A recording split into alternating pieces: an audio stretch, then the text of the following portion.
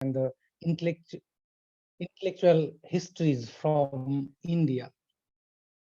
In this final session of PSHGS annual conference, we invite you to the critical intellectual traditions from Africa and the African American community. This is very important because when we talk about critical theory, usually the names that pop up in our discussions are figures from Euro-modernity and the Frankfurt School of Critical Theory. The names of critical thinkers from Africa or African American communities such as W.E.B. Du Bois or Amilcar Cabral or C.L.R. James are either unknown or vaguely known. Therefore, we at the PSAGS thought of exploring that epistemic geography further. And we have with us Professor Reiland Rabaka, who has spent his lifetime researching the figures we just mentioned. So Professor Rabaka is Professor of African American, and Caribbean Studies in the Department of Ethnic Studies at the University of Colorado Boulder. He is also the founding director of the Center for African and African American Studies there. He is also a research fellow in the College of Human Sciences at the University of South Africa. Professor Rabaka has extensively written on the critical thinkers from Africa and African American community as well as from the Caribbean. And so far he has published 16 books and more than 75 scholarly articles, book chapters and essays. Some of his best known books include Africana Critical Theory, and he would be talking about this book today. Then Against Epistemic Apartheid, W.E.B. Du Bois and the Disciplinary Decadence of Sociology. Then Forms of Fanonism, Frantz Fanon's Critical Theory and the Dialectics of Decolonization. Then he wrote Concepts of Cabralism, Amilcar Cabral and Africana Critical Theory. Then the Negritude Movement, the Routledge Handbook of Pan-Africanism, Du Bois, A Critical Introduction, which is just published in 2021 from Cambridge University Press. Professor Rabaka is a poet and musician himself, and he has written on the African and African American artistic expressions and has published 3 books on the hip-hop, such as Hip-Hop's Inheritance, Hip-Hop's Amnesia, the Hip-Hop Movement, and he has also written a book on the civil rights music. Academic journals Professor Rabaka has published in include Journal of Black Studies, Journal of African American Studies, Africana Studies Annual Review, Africological Perspectives, Ethnic Studies Review, American Communist History, etc. What we have planned to do, Professor Rabaka, is that while reading your book, we thought that it would be better if we give you some initial discussion points which you may take up while you deliver your talk, or if you like after you finish your talk, so that our audience and we at the PSHGS can have a better understanding of your project. So these are the initial remarks or questions that we have for you. First, how to differentiate Africana critical theory from the Frankfurt School of Critical Theory. Then second, what critique of capitalism does Africana critical theory offer, and how it can enrich or supplement the traditional Marxist critique of capitalism. Third, in the current crisis of Anthropocene, or differently called Capitalocene, when our very planet is in danger, what can Africana critical theory offer? And finally, do you think that there can be a dialogue between the different thought traditions of the countries of the Global South, where they learn from each other in their attempt to analyze their societies better, and can therefore work as a counterweight to the predominance of Euro-American thinkers? So with these initial remarks and questions, I invite Professor Rabaka to deliver his talk. Over to you, Professor Rabaka. Thank you so much, Professor Alam. I really appreciate it. As I've said before, I'm really grateful for this invitation to critically dialogue with you all. And I really like the fact that we are using this technology to bring us together instead of tear us apart. I think that that is one of the core concepts of any form of critical theory, is that we should be using science and technology to enhance the quality of human life, to bring us together as opposed to tear us apart. And so I begin by saying thank you. I begin by saying Asante Sana, Nashukuru Sana. I thank you 1,000 times for this invitation. First, I would like to formally present my paper, my conference presentation to you on the Africana tradition of critical theory.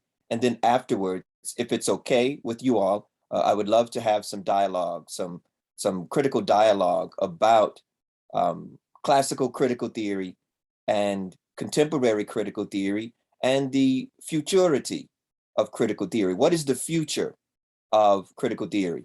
So without any further delay, I'd like to go right into my presentation, the Africana tradition of critical theory. In Black Heretics, Black Prophets, Black Radical Intellectuals, the Caribbean radical political theorist Anthony Boggs wrote, "In radical historical studies, when one excavates a different archive, alternative categories are opened up. To be sure, Black radical theorists such as W.E.B. Du Bois, Claudia Jones, C.L.R. James, Frantz Fanon, Amilcar Cabral, and Angela Davis deployed Marxism in their hands, but in their hands, the categories used to describe historical, social, political, and economic processes were wrought, were formed and fashioned into something else.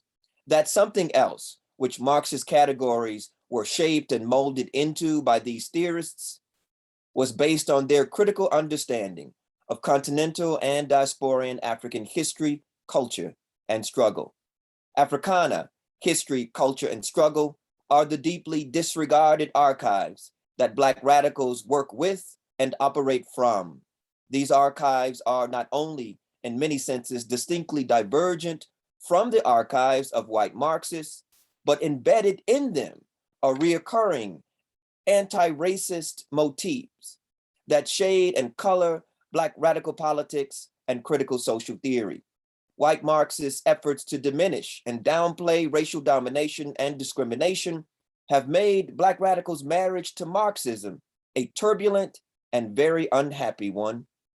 For example, in From Class to Race, Essays in White Marxism and Black Radicalism, the Caribbean philosopher Charles W. Mills maintains, throughout the 20th century, many people of color were attracted to Marxism because of its far-ranging historical perspective, its theoretical centering of oppression, and its promise of liberation.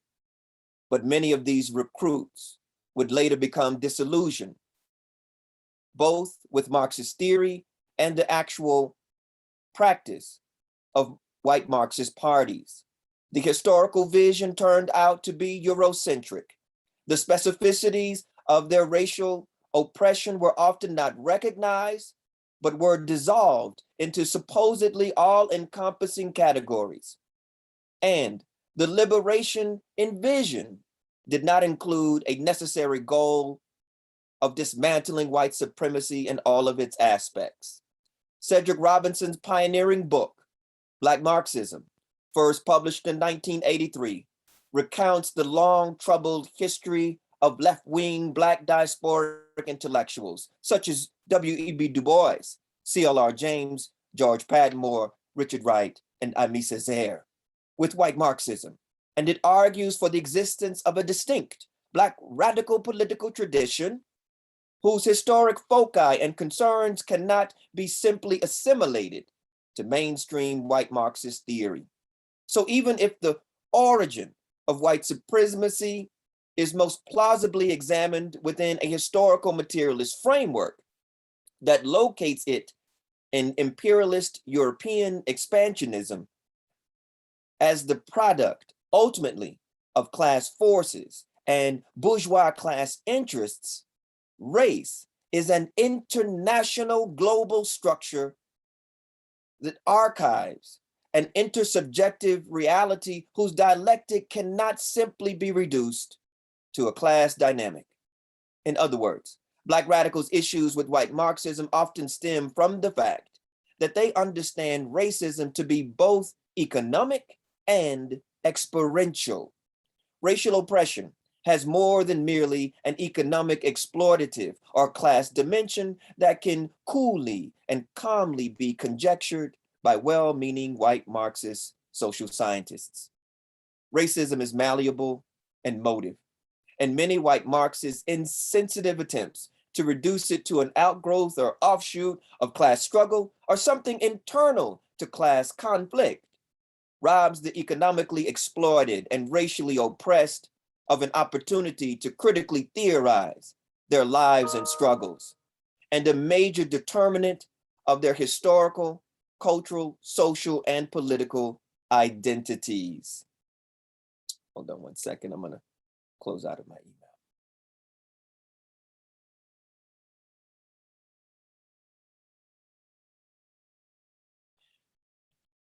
Many Black radicals, especially Black Marxists, are at pains to point out that their criticism should not be taken in the spirit of a complete repudiation of Marxism, since they maintain a modified historical materialism might be able to carry out an adequate conceptualization of the significance of race.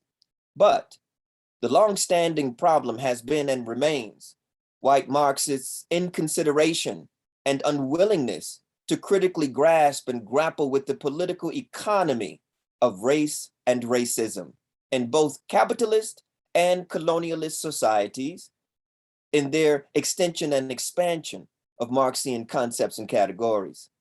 Black Marxists have historically exhibited an epistemic openness to critical class theory in a way brazenly counter to most white Marxists' almost universal unreceptiveness to, intellectual disinterestedness in, and gnarly neglect of critical race theory. Critical race theory, which can be defined as anti-racist praxis promoting theory, critical of the ways in which white supremacy impacts institutions and individuals, has its origins in the works of several civil rights lawyers in the early 1980s, often associated with the critical legal studies movement, which demonstrated in dizzying ways that law is neither neutral nor apolitical. Critical race theory began by challenging the racial neutrality of the law. Non-white legal scholars, in complete agreement with the argument that law is not neutral, criticized the mostly white male leaders of the critical legal studies movement for failing to recognize and critically theorize the crucial role and continued relevance of race in social and political interactions and institutions. Their work was quickly recognized as critical race theory, and they themselves as critical race theorists. In recent years, the term critical race theory has become what the Palestinian intellectual activist Edward Said referred to as a traveling theory, moving in and out of intellectual and political discursive communities, far from its theoretical and intellectual origins, and with each move, taking on new or multiple meanings and losing some of its original intent and logic. In this sense, then, I argue that critical race theory should not be thought of as an uncritical coupling of anti-racism with Marxism and critical class theory, or limited to the work of the last 25 years explicitly identified under the rubric of critical race theory. Its intellectual history and political journey, like that of the Africana tradition of critical theory, has been much more complicated than previously noted, especially when read against the backdrop of Africana intellectual history, Black radical theory, and Black revolutionary praxis. Within the Africana world of ideas and Africana intellectual history, there has been and remains radical anti-racist thought on racial domination and discrimination, and specifically white supremacy, that prefigures and provides a Black radical point of departure for contemporary critical race theory and, if truth be told, critical white studies. Here, I am hinting at what could be called classical critical race theory, which is not now and has never been an outgrowth of white Marxism or the Frankfurt School of Critical Theory, and in fact was underway long before the birth of Karl Marx, well ahead of Marxism and the Frankfurt School, as W.E.B. Du Bois's Black Reconstruction and C.L.R. James's The Black Jacobins eloquently illustrate. Enslaved Africans developed critical anti-racist thought traditions in their effort to topple white supremacy and cut capitalism and colonialism off at their knees. Enslaved African intellectual activists sought solutions to social and political problems as passionately and radically as the white working class, who, as the Caribbean historian Eric Williams observed in Capitalism and Slavery, profited from, were complicit in, and racially privileged as a result of the very white supremacist and enslaving, dominating, and discriminating against Black and other non-white folk. Usually, critical theory is linked to modernity and the European Enlightenment, and modernity is only thought of from a Eurocentric point of view. That is, in the aftermath of European imperial expansion around the globe, what it means to be modern translates into how well Europeans and non-Europeans emulate European imperial thought, culture, politics, philosophy, science, religion, etc. But if one were to critically call into question Eurocentric and imperial conceptions of what it means to be modern, then the very alternative categories that Boggs discussed above are opened up, and contemporary critical theorists are able to observe, perhaps for the first time, first, that it was on the fringes of Europe's imperial free-for-all that in the imperial outposts of the global South, where racism and colonialism were naturalized, where modernity was conceived, and in some senses aborted. And second, that many of modernity's most perplexing problems were initially put forward and keenly considered by non-European, racialized and colonized, indigenous and enslaved intellectual activists in the global South. Charles Mills writes poignantly of this paradox and often ignored predicament, and his penetrating words are worth quoting at length. This is Charles Mills. All the issues we now think of as defining critical theory's concerns were brought home to the racially subordinated, to the colonized and enslaved in the most intimate and brutal way. The human alienation, the instrumentalization and deformation of reason in the service of power, the critique of abstract individualism, the paradox of reconciling proclamations of humanism with mass murder, the need to harness normative theory to the practical task of human liberation.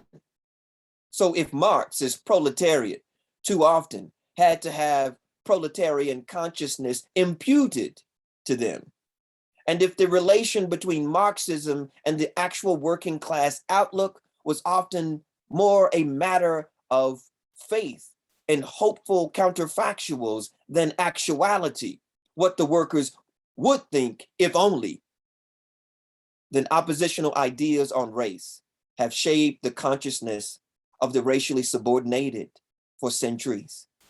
If white workers have been alienated from their product, then people of color, especially Black slaves, have been alienated from their personhood. If Enlightenment reason has been complicit in bourgeois projects, then it has been even more thoroughly corrupted by its accommodation to white supremacy. If liberal individualism has not always taken white workers fully into account, then it has often excluded non-whites altogether.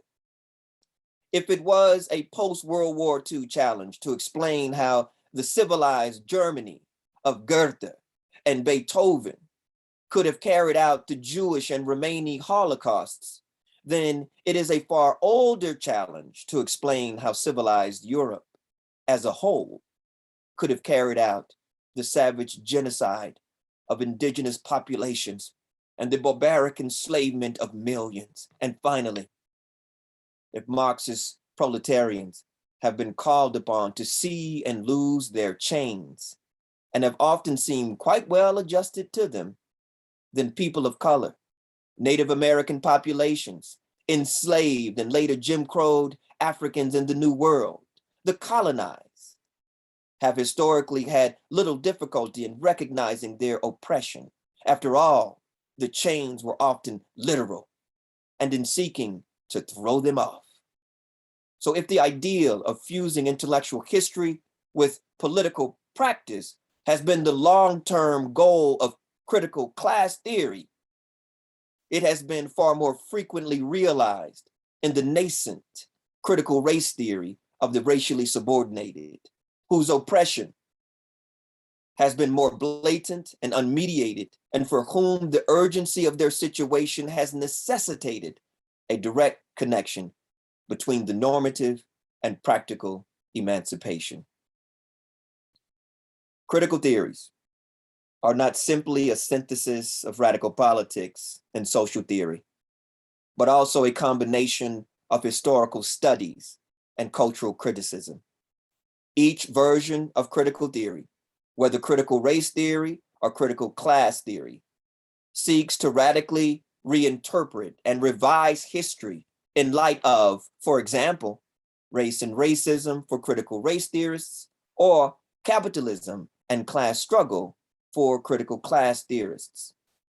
To thoroughly comprehend a given phenomenon, critical theorists believe that one must contextualize it within the historical context, testing and teasing out tensions between the phenomenon and the cultural, social, political, economic, scientific, aesthetic, and religious, among other, institutions and struggles of its epoch.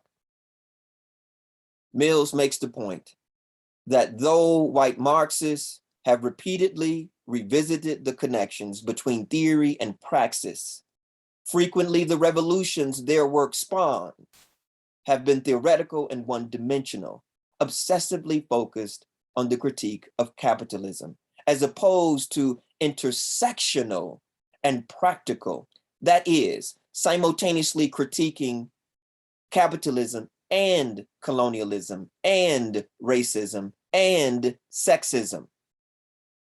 Black radicals, he observes, have frequently been more successful in linking radical anti-racist and anti-capitalist theory to liberation struggles and social movements because their oppression has been more blatant and unmediated, and because their situation has necessitated a direct connection between the normative and practical emancipation. The situation that Mills is referring to is simultaneously historical, social, political, and economic, not to mention deeply raced and gendered. So, although critical race theorists and critical class theorists both have macro socio-historical concerns, in the end, it all comes down to not necessarily the way they shift and bend the critical theoretical method for their particular purposes, but what they shift and bend the critical theoretical method to address. For most white Marxists, race and racism are often non-entities, but for many Black Marxists, capitalism is utterly incomprehensible without connecting it to the rise of race, racism, racial violence, white supremacy, and racial colonialism. Consequently, Black radicals' constant creations of timelines and topographies of the political economy of race and racism in capitalist and colonialist contexts, and their emphasis on revising and advancing alternatives to Eurocentric historiography and Marxist historical materialism, considering white supremacist and European imperial concepts and ruling race narratives that render race and racism historically invisible, obsolete, or non-existent. Where white Marxists have a long-standing history of neglecting not only the political economy of race and racism, but the distinct radical thought traditions, life worlds, and lived experiences of continental and diasporian Africans in capitalist and colonial contexts, primarily utilizing the Black radical tradition, Africana critical theory endeavors to accent the overlapping, interlocking, and intersecting character of capitalism, colonialism, racism, and sexism, among other forms of domination, oppression, and exploitation. This means then that the Africana tradition of critical theory transgresses and transcends the white Marxist tradition of critical theory in light of its epistemic openness and emphasis on continuously, critically, and dialectically deepening and developing the basic concepts and categories of its socio-theoretical framework and synthesizing disparate discourses into its own original anti-racist, anti-sexist, anti-capitalist, anti-colonialist, and sexual orientation sensitive critical theory of contemporary society. Africana critical theory. Here's the definition. Let me break really quickly. So here's one of the working definitions of Africana critical theory. Africana critical theory is theory critical of domination and discrimination in classical and contemporary, continental and diasporian African lives and struggles. It is a style of critical theorizing inextricably linked to progressive political practices that accents Black radicals and Black revolutionaries' answers to the key questions posed by the major forms and forces of domination and discrimination that have historically and continue currently to shape and mold our modern/postmodern and or neo-colonial/post-colonial world. Africana critical theory involves not only the critique of domination and discrimination, but also a deep commitment to human liberation and radical democratic social transformation. Like other traditions of critical social theory, Africana critical theory is concerned with thoroughly analyzing contemporary society in light of its used and unused or abused capabilities for improving the human and deteriorating environmental condition. So please note within Africana critical theory, there's an emphasis on environmental justice.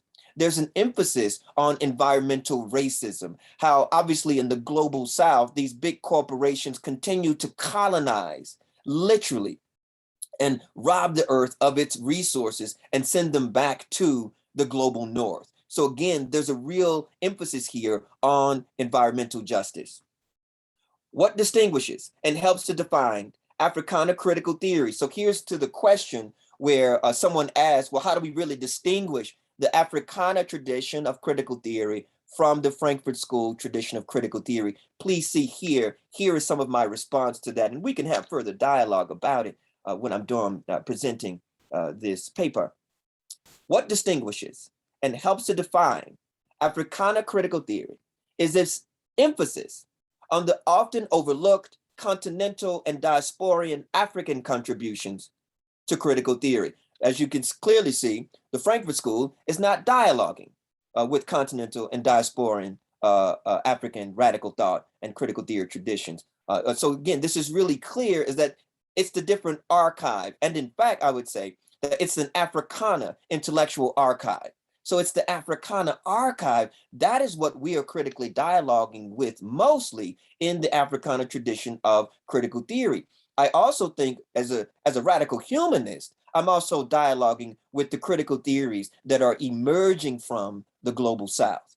So that's what makes it Africana, is that, again, we're always going to be in solidarity with other folks who have been racially colonized and are seeking to throw off the colonial yoke. So I'll go back. What distinguishes and helps to define Africana critical theory is its emphasis on the often overlooked continental and diasporan African contributions to critical theory. It draws from critical thought and philosophical traditions rooted in the realities of continental and diasporan African history, culture, and struggle. And the Black liberation struggle is simultaneously national and transnational, transgenerational, and intersectional, and therefore requires a wide range of theories and methods to interpret and explain the various diverse phenomena, philosophical motifs, and social and political movements characteristic of, to use Frantz Fanon's famous phrase, the lived experience of the Black. That is to say, the lived reality of constantly and simultaneously grappling with racism, sexism, capitalism, and colonialism, among other forms of domination, oppression, and exploitation. Why, one may ask, focus on Black radicals and revolutionaries' theories of social change? An initial answer to this question takes us directly to W.E.B. Du Bois's dictum in The Conservation of Races, where he asserted that people of African ancestry have a contribution to make to civilization and humanity. But those contributions have been blocked by their historic experiences of the African Holocaust, of enslavement, colonization, and racial segregation. He maintained that, this is Du Bois, the method which we evolved for opposing slavery and fighting prejudice are not to be forgotten, but learned for our own and others' instruction.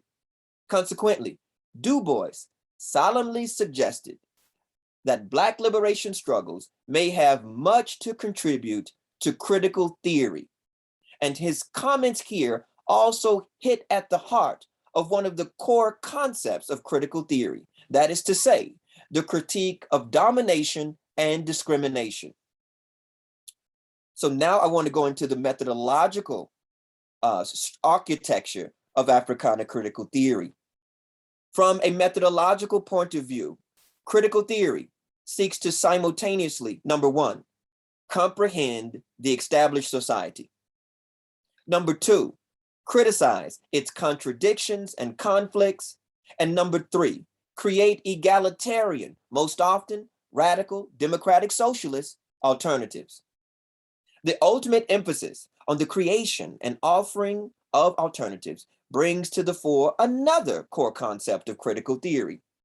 That is to say, its theory of liberation and radical democratic socialist transformation.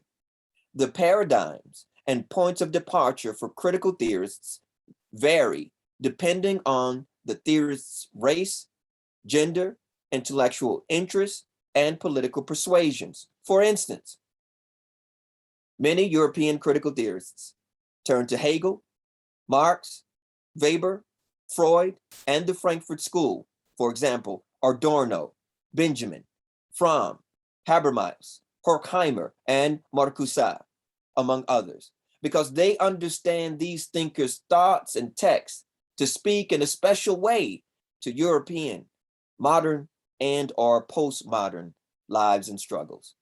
Africana critical theory utilizes the thought and texts of Africana intellectual activists as conceptual paradigms and points of departure, because so much of their thought is not simply problem posing, but solution providing, where we are concerned with the specific lives and struggles of continental and diasporan Africans. Indeed, human lives and struggles that European critical theorists who are usually Eurocentric and often unwittingly white supremacists, have woefully neglected in their classical and contemporary critical theoretical discourse, a discourse that ironically has consistently congratulated itself on the universality of its interests, all the while, for the most part, sidestepping the centrality of race and colonialism within its own discursive communities and out in the wider world. The Africana tradition of critical theory is preoccupied with classical Africana intellectual history, not only because of the long unlearned lessons it has to teach contemporary critical theorists about the dialectics of being simultaneously radically humanist and morally committed agents to a specific continent, nation, or cultural group's liberation and democratic socialist transformation, but also because the ideas and actions of continental and diasporan African intellectual activists of the past undoubtedly prefigure and provide a foundation for contemporary Africana studies and global Black protest movements. For example, I have spent most of my intellectual life in critical dialogue with W.E.B. Du Bois, asking his corpus critical questions and seeking from it crucial answers. That is to say, long ago, I made up my mind to work with and through Du Bois in my ongoing quests to search for viable solutions to the ever-increasing problems of racism, sexism, colonialism, capitalism, and humanism. In short, my work keeps with Du Bois's own predilection for connecting critical theory to revolutionary praxis by utilizing his thought and text as paradigms and points of departure to deepen and develop the Africana tradition of critical theory. And so here, I want to shift the discourse from talking about Africana critical theory in general to focusing specifically on one major Africana critical theorist, W.E.B. Du Bois. Du Bois was born. Du Bois was born in 1868 and he died in 1963. In essence, his life was bookended by the American Civil War and the Civil Rights Movement. In the period between the aftermath of the Civil War, known as the Reconstruction era, between 1865 and 1877, and the Civil Rights years between 1954 and 1968, Du Bois altered American history, politics, and society by aligning himself with many of the most cutting edge and controversial causes of his epoch. Yet the public view of Du Bois is often that of an elitist advocate of racial uplift through a talented tenth, and of course, the author of the 1903 classic, The Souls of Black Folk, a collection of essays that ingeniously captured the complexities of African Americans' past, present, and future. After the publication of The Souls of Black Folk, Du Bois took a hard activist turn that ultimately culminated in the founding of the National Association for the Advancement of Colored People, the NAACP, in 1909. The next year, 1910, he inaugurated The Crisis, a record of darker peoples, the monthly magazine of the NAACP. Du Bois edited The Crisis for nearly a quarter of a century, from 1910 to 1934. Under his editorship, The Crisis touched on an array of topics dealing with Black history, culture, politics, economics, and the arts. Although it began with a monthly circulation of 1,000 copies, by its peak period, The Crisis reached more than 100,000 readers monthly. After his break with the NAACP in 1934, because he felt the organization wanted to mute his increasing militancy and commitment to Marxism, Du Bois published his radical revisionist history of African American enslavement, the Civil War, and Reconstruction, a book called Black Reconstruction, which he published in 1935. Black Reconstruction explored the aftermath of the Civil War from the bottom up points of view of the freed men and freed women, Black workers and white workers.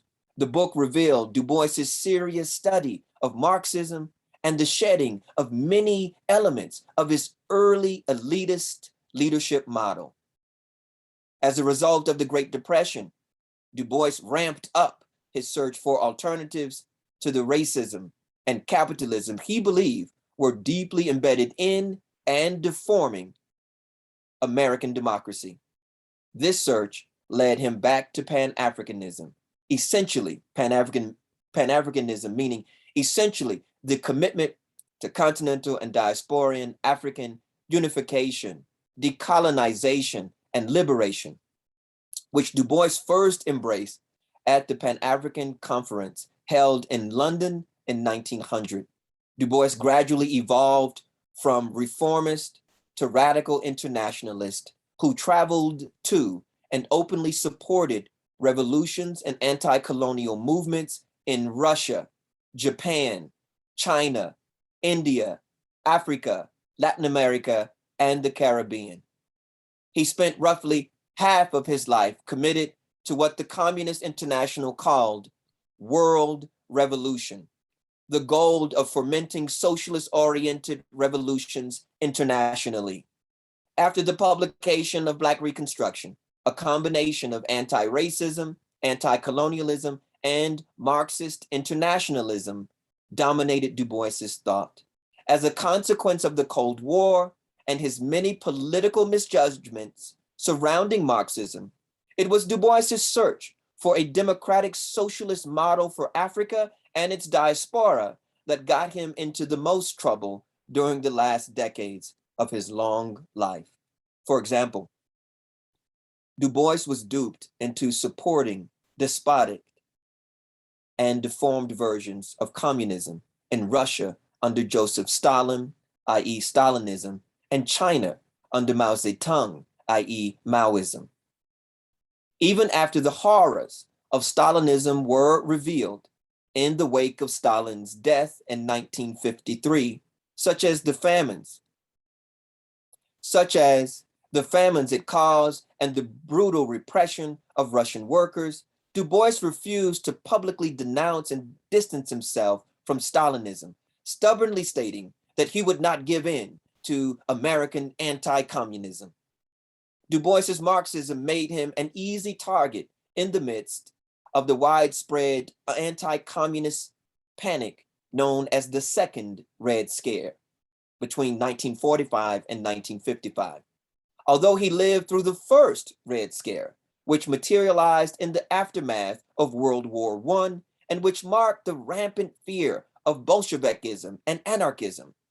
Du Bois's increasing commitment to Marxism in the 1930s, 1940s, and 1950s brought his work to the attention of the notorious Cold War anti-communist senator, Joseph McCarthy. And Du Bois unfortunately fell victim to McCarthyism. Consequently, in 1951, Du Bois was indicted by the US federal government as an agent of a foreign state as a result of his work with the Peace Information Center, an organization committed to peace activism and nuclear disarmament. As detailed in his 1952 book, In Battle for Peace, the then 82-year-old Du Bois was arrested, handcuffed, searched for concealed weapons, fingerprinted, briefly jailed, and subsequently released on bail. However, his passport was immediately revoked and remained canceled until 1953. Du Bois's misguided support for dictatorial leaders like Joseph Stalin and Mao Zedong, who claimed to be communist and committed to Marxist principles, has caused many scholars to disregard or even lampoon his late life work and instead focus almost exclusively on his early and middle years up to his resignation from the editorship of the Crisis magazine in 1934. Over time, Du Bois shifted his political position from social reform to social revolution and desperately searched for bottom-up solutions to social and political problems. In this regard, his intellectual and political evolution holds many lessons we could learn from and use today in our efforts to make sense of our epoch, from the contentious centrality of race, gender, class in US politics, to popular revolutions across the global South, to recent worker uprisings in the US, Europe, Asia, Africa, and Latin America. Du Bois began his career a dedicated elitist, but after many missteps, evolved into a committed, radical democratic socialist by his later years. He came to understand the carnage of world wars, race riots, lynchings, racial segregation, the disenfranchisement of women, colonialism, and imperialism as serious indictments of the triumphalist narratives of spreading democracy that Europe and the United States have propagated for centuries. It was Du Bois's search for solutions to the problems of racism, sexism, colonialism, and capitalism that forced him to gradually move beyond reformism and embrace radicalism, and eventually revolution.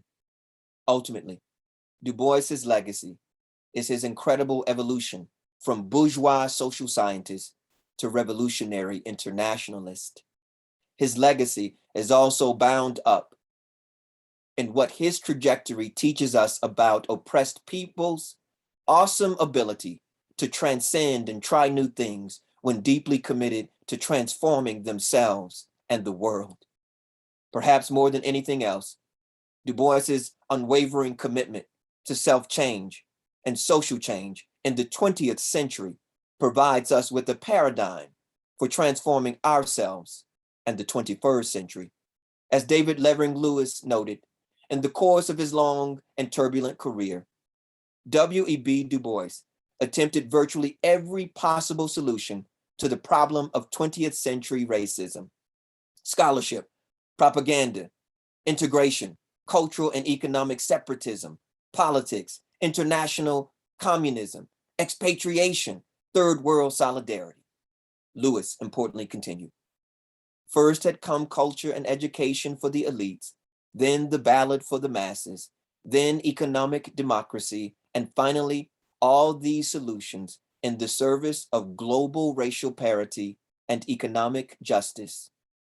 Du Bois's dedication to racial justice, gender justice, decolonization, and an end to economic exploitation was an aspiration that brought numerous struggles and at times caused contradictions and many mistakes in determining the most appropriate course of action. Undoubtedly, his enthusiastic commitment to the oppressed as agents of their own emancipation in many instances made him impulsive and misjudge calamitous political episodes, like the errors and horrors of Stalinism and Maoism. However, for those of us deeply interested in or committed to democratic social transformation, Du Bois's thought remains important precisely because he was right about some things and outright wrong about others, and he frequently admitted it. In the end, it is Du Bois's trajectory from reformist to radical to revolutionary, and his principled commitment to democratic social transformation rather than the solutions he proposed that are instructive for critical theorists from the global South. Because Du Bois was an intellectual in the purest sense of the word, a thinker whose obligation was to be dissatisfied continually with his own thoughts and those of others. Du Bois's life and work, when objectively engaged and fully understood, provides us with a framework for not only identifying problems, but developing viable solutions to them. Whether we turn to the resurgence of global racism and xenophobia, misogyny, and gender injustice, the neo-colonial conditions of the wretched of the earth and the global south, the constantly changing character of capitalism and the misinterpretation of Marxism, or the seemingly never-ending imperialist wars, W.E.B. Du Bois's discourse offers us both extraordinary insights and cautionary tales. To access the lessons Du Bois's legacy may teach us, we must ask ourselves a set of crucial questions. Why is it imperative for us to know who Du Bois was and what he contributed to critical theory? Even more, and methodologically speaking, why is it important to not only know what, but how, in his own innovative intellectual history-making manner, Du Bois contributed what he contributed to critical theory? The real answers to these questions do not lay so much in who Du Bois was, but in the intellectual and political legacy he left behind, which is to say, the answers lie in the lasting contributions his discourse has historically made and is currently making to our critical comprehension of the ways the social inequalities and injustices of the 19th and 20th centuries have informed and morphed into the social inequalities and injustices of the 21st century. Thank you very much. Thank you very much.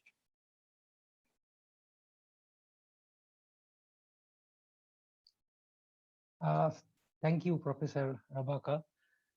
It was really thoughtful and passionate and thought generative, definitely. I think we will have a lot to take with us and think over from your presentation. To summarize, you have defined Africana critical theory as theory that is critical of the domination and this discrimination. And this critical stance comes from the lived reality of the Blacks and the African Americans. And it looks for or fights for more socially more democratic society and for human liberation. So first point, and this aspect of Africana critical theory naturally differentiates it from the classical critical theory or Frankfurt School of Critical Theory, which has nothing to say about colonialism or sexism or racism. And the second distinguishing feature of Africana critical theory from Frankfurt Critical School is that while the Frankfurt critical theory offers a critique of modernity, but that critique is the critique of an insider. When we have the book called The Dialectic of Enlightenment, so an insider's critique, but the critique that Africana critical theory develops comes is much more radical in the sense because it comes from the victims of the the European modernity in the forms of African Holocaust, in the forms of colonialism. So that is much more radical in that sense. So that differentiates Africana critical theory from Frankfurt School of Critical Theory. And the third point that you mentioned is that how Africana critical theory transcends the white Marxism, because white Marxism or white Marxists, they are in a way Eurocentric, and they do not take into account the political economy of race and racism. And you also said that Africana critical theory builds on the Black radicalism and Black radical thinkers, but also it revises some of the critical insights from them so that it can be applicable in the contemporary times, and so that we can fight for a better society. So thank you for your presentation. And before we open it up for questions, I would like to add one more question to what I have already put before the talk. you talked about, six figures from African American and Caribbean community, like W.E. Du Bois, then Amilcar Cabral, and others. Uh, can you also add in this among these figures, figures like Malcolm X and yeah, uh, because yeah, and also like Angela the Davis, yeah, Angela Angela Davis. Davis, Yeah, Claudia yeah, of course. Jones, Claudia Yeah, Jones, Audre Lorde. I think that if I wrote Africana Critical Theory over a decade ago, and since then, my I've evolved in terms of what some people in this country would call male feminism or male womanism.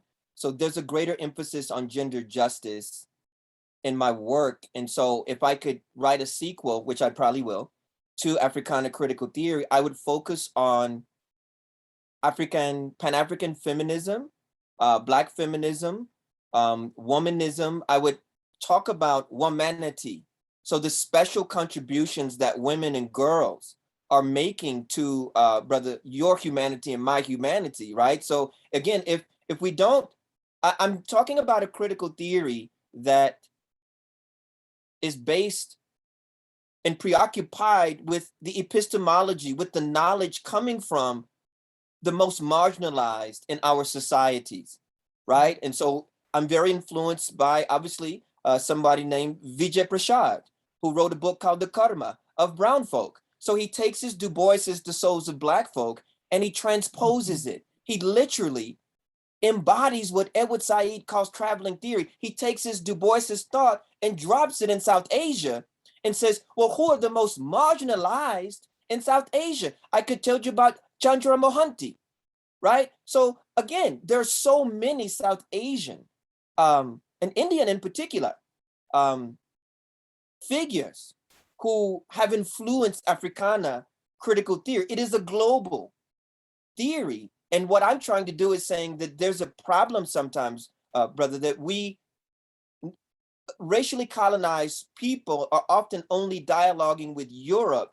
And one of the archives that I'm drawing yeah, from comes from the discourse that they call subaltern studies. So the subaltern, which again, we have to go directly to South Asia, right? And so again, there's a sense in which my work, I believe, is more porous, right? It goes beyond. I'm very influenced by Adorno. I'm influenced by Marcuse. I'm influenced by Horkheimer and Habermas and Hahn. Yes, yes, Nancy Fraser and Selah Ben Habib. I admit it. But I'm also influenced by Vijay Prashad. I'm also influenced by Chandra Mohanty. Do you understand what I'm saying? It's a yeah, more epistemically open conception of critical theory that is not Eurocentric. We must be careful of Eurocentrism creeping back in here, because even as our countries have raised flags of independence, intellectually, we are still being colonized. yeah, I hope that helps to clear some of that yeah, up. But I wanted to strongly emphasize, I couldn't come on here and dialogue with you all without acknowledging the enormous influence, intellectual, philosophical, spiritual, coming from South Asia. I must say that to you in all humility and all honesty, right? And so this is why the invitation to me is so special, because again, that influence has only increased and grown and blossomed over the years. And in fact, brother, I would include Martin Luther King Jr., who's a yeah, major influence definitely. on Africana critical theory. And we all know that Martin Luther King Jr.'s mentor is somebody named Howard Thurman.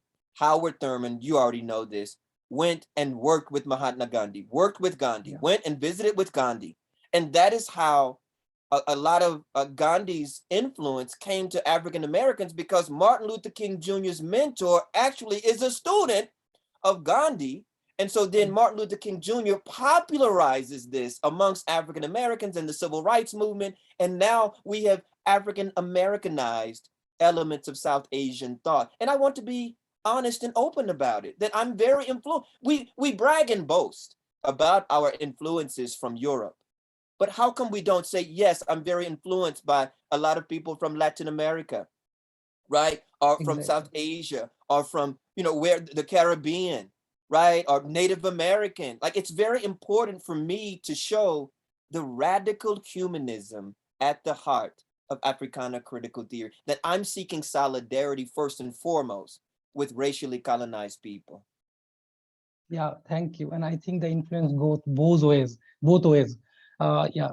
For example, the Black Panthers movement influenced the Dalit Panthers movement in India, and the Black Lives Matter movement also inspired, the Dalit Lives Matter in India. Yeah. So now I would open the discussion to the our audience, and first to my fellow panelist, Dr. Waninda Shekhar Purokayastha. Dr. Waninda Shekhar Purokayastha, your thoughts and questions, if you have any. Well, I have already written a question there in the chat box. If you can please read it out for Reiland. Okay, thank you. Yeah, Dr. Purokayastha asks, so if the problem of the color line still persists, then how do we grapple with Jim Crowism in the post-Black Lives Matter era? Epistemically, how do you see the completion of Du Bois's project of the Encyclopedia Africana, which can supplant epistemes of white supremacy? Furthermore, how do you see the role of the Black church in fostering radical critique? This is wow. This is like a dissertation topic. So I will do my very best. I could write a whole nother book on this. So the first part of the question, the color line. What is important is to understand us having critical dialogue like this, our ability to name it. See, when I found out how British colonialism impacted folks in South Asia, I could see a parallel. And it gives me a certain solidarity. I believe that actually a lot of my models could grow from folks that have experienced racial colonialism, who are going literally right now through a period of decolonization. Because again, my work calls into question whether we really are in a post-colonial period. I think Kwame Nkrumah's 1965 book on Oxford University Press called Neo-Colonialism might be more apt to describe the current epoch that we're living in. Are we really in a period after colonialism if they often put puppet politicians in the formerly colonized areas to basically just parrot the politics from the former mother countries, dominant countries? So that's going to be one part of it, the naming of it. Just naming the fact that racial segregation still exists in the 21st century. That's how Du Bois has come. We may not call it the color line anymore, right? That is considered like classical critical race theory language to say the color line. But the reality of the matter is, whether we call it the new Jim Crow, if you look at the book by Michelle Alexander, which is called the New Jim Crow, there are new forms that racism, if you go to the work of Patricia Hill Collins, she calls it the new racism. So either way it goes, we're not in a post-racial moment, just like we may not be in a post-colonial moment. I know that might sound controversial saying it, but the reality of the matter is, if we look at what classical colonialism entails, and we look at our current conditions, are we still colonized, right? Is a lot of our land and our lives and our labor, including our intellectual labor, is it being funneled into the former colonial countries? That's a question that I think Africana critical theory continues to ask. And it's not a question that is specific to African people. It's something that anybody, any groups that experience racial colonization, I think that's going to be a key. The second part of that question, what was the second part? I know the last question is on the Black church. The second part of the question? Epistemically, yeah, Professor Prakash. Yes, I was asking about the completion of Du Bois's project of the Africana, Encyclopedia Africana, because when you talk about the epistemic replacement with, the African critical theoretical ideas, replacing the hegemony of Eurocentric models of thoughts. So what about the completion of that project? I mean, as far as I could remember, he couldn't complete that project. So could you say something more on that? Is it now being pursued again by Africana critical theorists like you and others? Because I think that was a very important project, because that could tell us a lot about the African critical tradition. So that was the second part of the question. Okay. Dr. Alam, could you write this in the chat for me? I was going to write, but I see it'll only go to the host. It's called... it is Encyclopedia Africana, the project. And so and Du Bois articulated this in 1909. This is the reason that he moved to Ghana at the end of his life. Henry Louis Gates Jr. and Kwame Anthony Appiah completed it in 1999. And it is called Africana, the encyclopedia. And it is a huge, right now I have downstairs in my home, I have the 5 or either 6 volumes of it. It is a massive, massive project. So they did complete it in 1999. And you'll notice when you open up the very first volume, you'll see a beautiful photo of Du Bois. So they continued it. And right now, as you know, Henry Louis Gates Jr. is the W.E.B. Du Bois professor at Harvard University. So that's the interesting thing, is that they did pick it up and complete it. It just took 90 years later from when Du Bois first proposed this idea in 1909. But you know that is why Kwame Nkrumah invited him to Ghana at the end of his life. And that's the project that he left unfinished when he passed away at 95 on August the 27th, 1963. He was working on the Encyclopedia Africana. So they did finish it. And it is by, I'll just say it again, so in case you want to put it in the chat, it's called Africana, right? The Encyclopedia of the African and African-American Experience. It is by Henry Louis Gates Jr. and Kwame Anthony Appiah. So that's the second part. So they did finish that up. I'm sorry. Thank you. Oh, absolutely. Absolutely. I appreciate the question. I think that what we need to do is make sure that more of the work is translated, because again, here's the problem of coloniality that we're still dealing with again, which is why I question whether we're really in a post-colonial period, because I want more of the knowledge that we are creating to be translated into indigenous languages, not the colonial languages. Something happens though right now. I think that this is a beautiful thing, what we're doing, and we have more translation services that are available to us.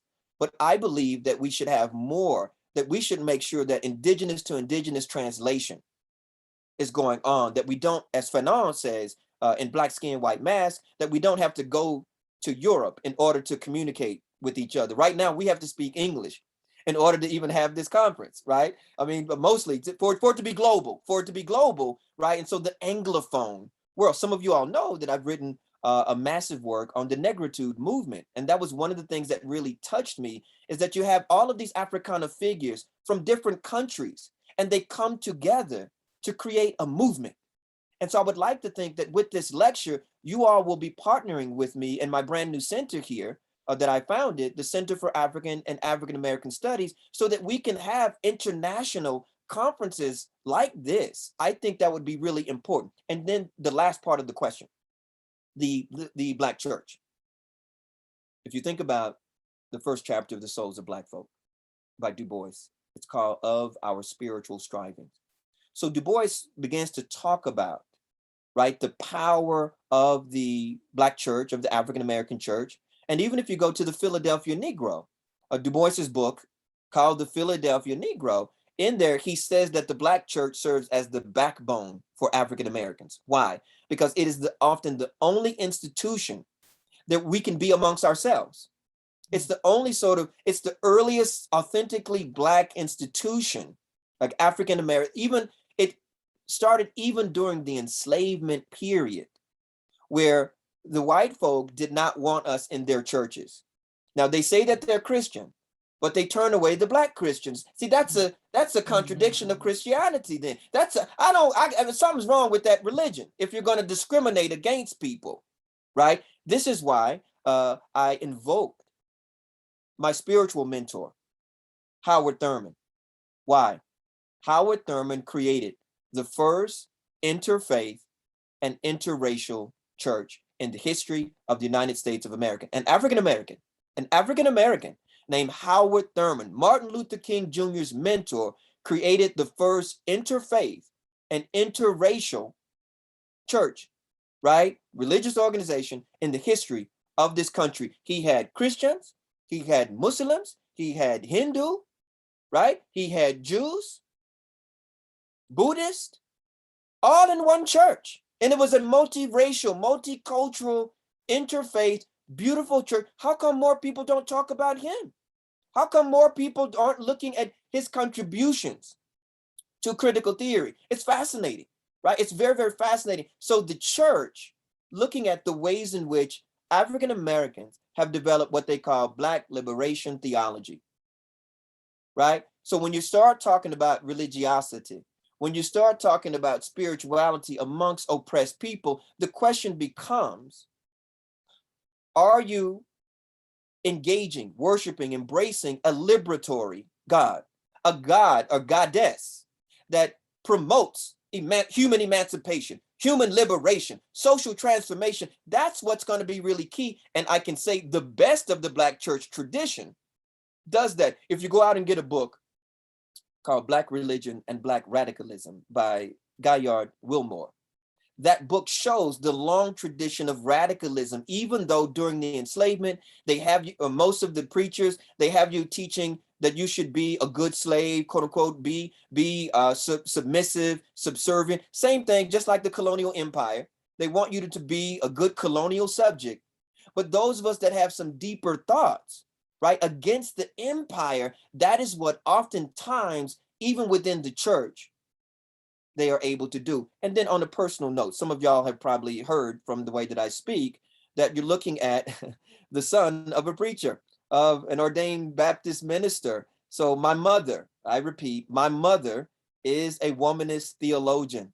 So I grew up, in very much steeped in the Black church tradition. And in fact, I started out as a youth minister of music. So I started out as a gospel musician, where we sang the spirituals and gospel music. So that's the first music that I ever got exposed to, and it has set the tone for all of my musicology for the rest of my life. Thank you so much for those questions. Thank you so much. These are excellent answers. Thank you. Yeah, we have the next question from Richa Biswas. She first of all thanks you for your talk, and then she asks how Africana critical theory work as a sort of emancipatory project for the marginalized, thought in terms of social, religious, or cultural terms, especially because there is growing, majoritarian violence in present times across the globe. I really appreciate the question. I believe that it is profound. I'm going to do my very best to answer it to my humble abilities. Africana critical theory, unlike the Frankfurt School, here I go back. I mean, there are a million ways I can distinguish the Africana tradition from the Frankfurt School, and I can do that without disavowing completely the Frankfurt School and their incredible critique of capital. We do need a critique of capital. Let's keep it real. We do need a critique of capitalism. However, we also need a critique of racism.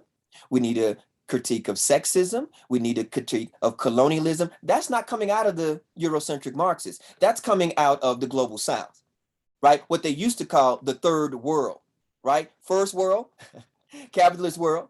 Second world, the communist world. And the third world, that's the rest of us who experience racial colonialism. But to answer this question,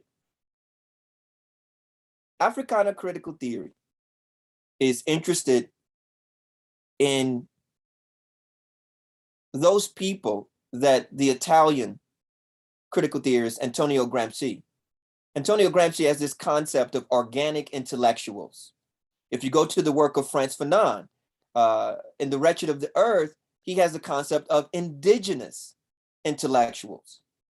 So when I think about organic intellectuals, Antonio Gramsci, indigenous intellectuals, Frantz Fanon, Edward Said, in Representations of the Intellectual, Edward Said put forward this concept of exilic intellectuals. What about those of us in exile from our homelands? Exilic intellectuals, so intellectuals in exile. When I think about those concepts, see, those are all concepts I can synthesize and incorporate into Africana critical theory. It's the knowledge produced by non-traditional intellectuals that I'm most interested in. It is the knowledge produced by intellectuals who don't have tenure, they don't have cushy professorships in the academy. It's those community intellectuals. It is the knowledge produced by community intellectuals, by artists, by activists, right? That is at the core of Africana critical theory. And in that sense, that is why Africana critical theory has evolved. I'm very interested in the knowledge produced by women and girls, people who are considered queer and transgender. In a country like America, where even on the money it says, "In God we trust," I'm very interested in the knowledge coming from Muslims, from Buddhists, from Jews, right? From people that are marginalized often in a society where they say we have freedom of religion. But again, do we really? If one religion, if everything revolves around one religious group, we really need to expand freedom as well. And in that sense, Africana critical theory is a critical theory that has an epistemology coming from the margins. So we're taking the knowledge from the margins and we're centering it. So often, let's be honest, the main players of critical theory have oftentimes been white and male, right? Straight, right? If they're professors, they're often part of the bourgeois class. Let's be honest about it. And so what if Africana critical theory opens up the whole category of critical theory to include folks who have traditionally been marginalized, who have traditionally been erased or rendered invisible? I think, and Africana critical theory puts this forward, there's a lot of untapped, really incredible knowledge that can come from somebody like my 94-year-old grandmother who never graduated high school, right? So she doesn't have even the high school diploma, but she is the wisest person I've ever met. I should also be autobiographical, and I'm being vulnerable with you. Nobody in my family has ever gone to university, to college. I'm the first person. If I don't open myself to the knowledge that my own family puts forward, it would be disrespectful. That is a kind of colonization. It's what we call conceptual colonization. You're colonizing the very concepts of what it means to be intelligent or smart and everything. Africana critical theory then means that you don't have to have read every word that Karl Marx wrote, or Engels, or Althusser, right? And so on and so forth. I'm going to say it to you really slowly. Africana critical theory essentially takes very seriously the last line of the Communist Manifesto, right? When Marx and Engels says, "Workers of the world, unite. You have nothing to lose but your chains." I come from a group that literally was held in chains for 250 years, literally. They put it on the law books. We could not be educated. We could not marry, right? You could be sold off at any moment. Our chains were real. For Marx and Engels, the chains were metaphorical. But for African Americans, for many African people around the world, the chains were literal. They were real chains.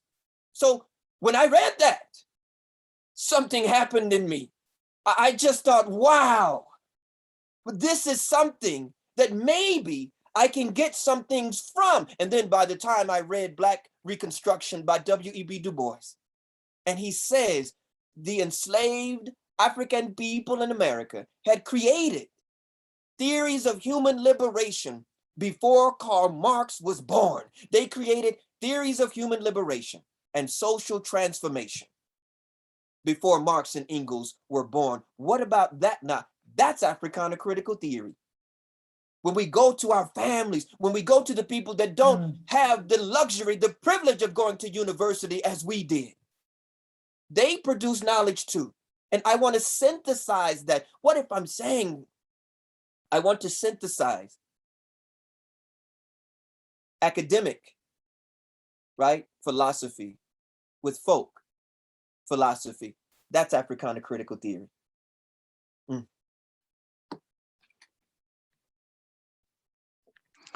Murshid, I know it's almost time, but can I ask another question if it is possible? Yes, please go ahead. Thank you. Thank you, Reiland. It was excellent in terms of your, I could understand your emotion. And this is exactly the archive of the lived experience that you were perhaps referring to in your talk, because we are surrounded with this archive of Eurocentric models of knowledge, which we just subjected to read and to internalize, but we don't have that space to know our own indigenous knowledge base. So Yes. this is exactly what you were referring to.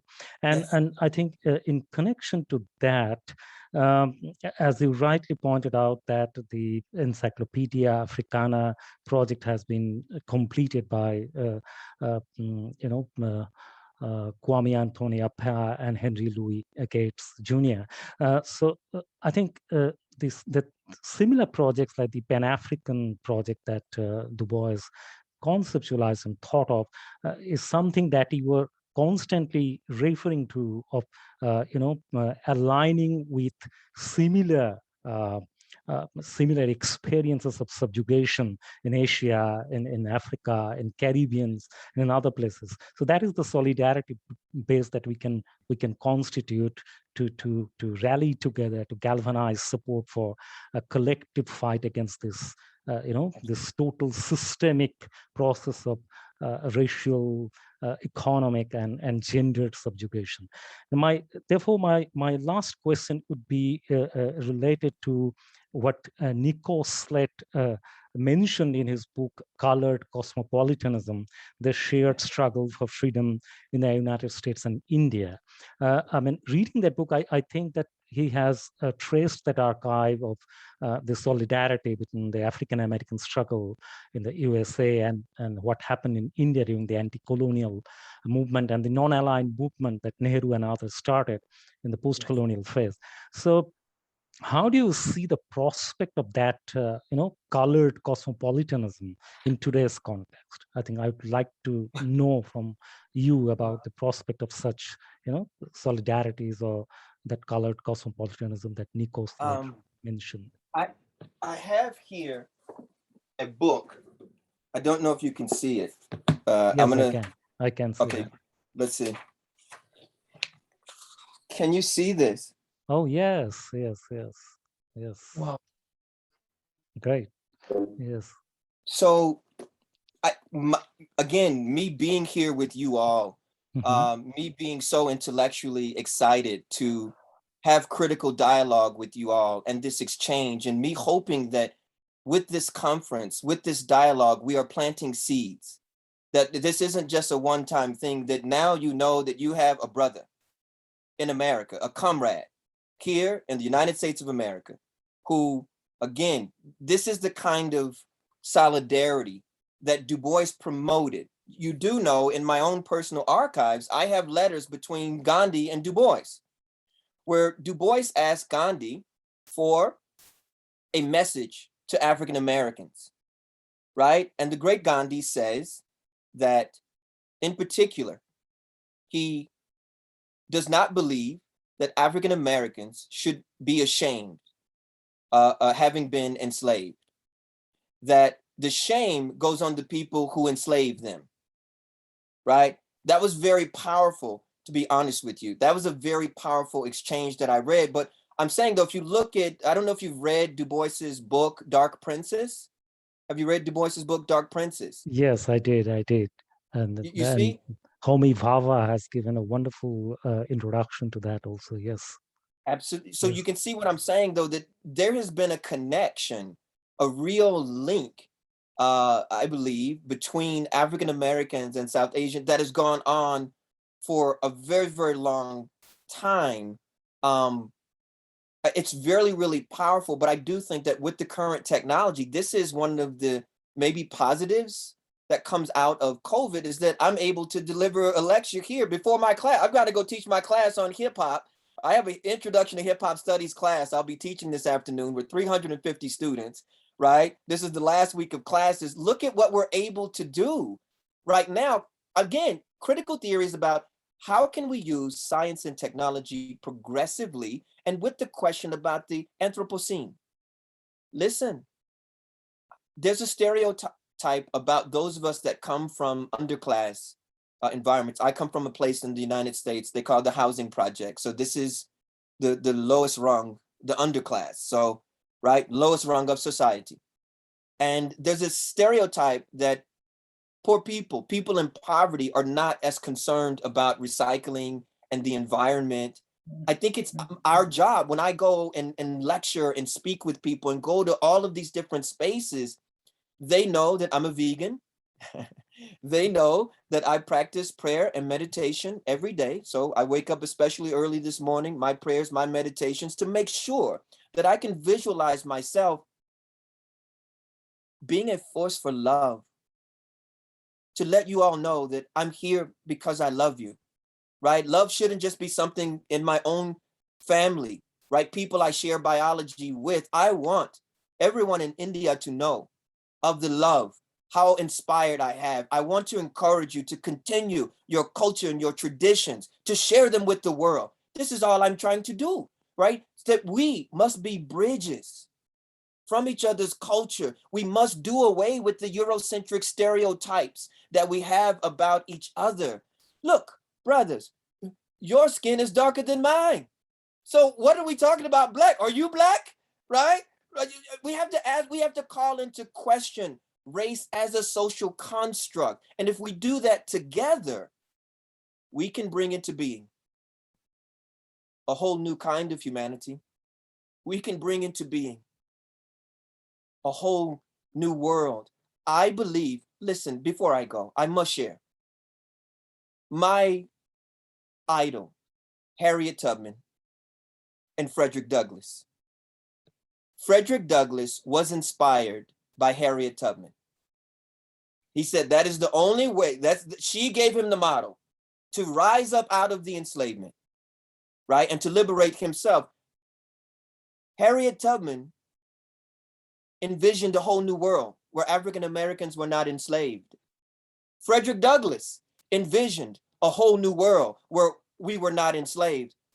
What if, very simply said, I'm just continuing that tradition in the 21st century. I want to live in a world where just saying 3 words, Black Lives Matter, does not get me in trouble.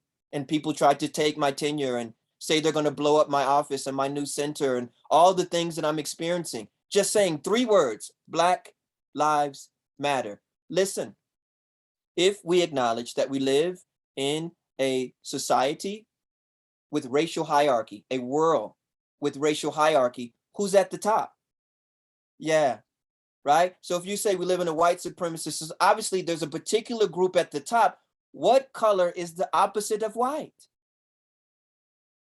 So that means there's something special we may be able to learn. It's almost as if I'm hyper racialized, right? That we, like, we're really like overly, right? We're predetermined over. I mean, it's just race is so central. But what if with intersectionality, Kimberly Crenshaw's incredible work in intersectionality, I'm not merely my race, I'm also my gender, my class, my sexuality, my spirituality. Like what if the fact I'm multilingual, I'm a musician, I'm a poet, I'm a long distance hiker, I live 15 minutes from Rocky Mountain National Park, I'm always hiking through the Rocky Mountains, right? I just saw some caribou, the other day in the snow, so beautiful. What if I'm so much more than, and what if, I want to share this as a radical humanist, I'm human before I'm African. I want to get together with you all on the basis of our shared humanity. On the basis of whatever this world is going to be, we're going to share it, right? And our children's children will share it. That this conception of critical theory, it's a love-based conception of critical theory. And to really say that we love each other, we must grapple with those things that we are struggling with, which is racism, which is colonial, the after effects of colonialism. So whether we, again, but I'm talking about at what point do we call into question whether we're really sort of living through a new colonial era? It may not look like what our grandparents and great-grandparents experienced, but what if we still are grappling with, we're not fully free from coloniality? And what if all of these incredible concepts of saying our groups were simultaneously racialized and colonized?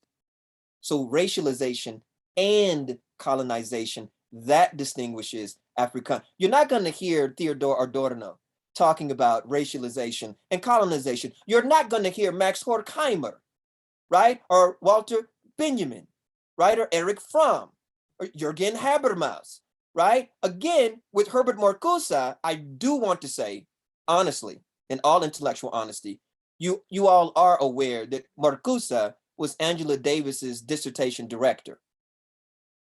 So Marcuse did contribute to Angela Davis Defense Fund. So that's where Marcuse sort of went the furthest. Marcuse had an alliance with the Black Panther Party. So for any model, you can see more so than anybody else, Marcuse shows up in my work, because I know that when he came here, he said, we just experienced anti-Semitism in Nazi Germany. When we come here to the United States of America, wow, there's a group that is experiencing anti-Black racism. And they seem to be at the bottom of society. They have all these little signs up that says white and colored. How humiliating.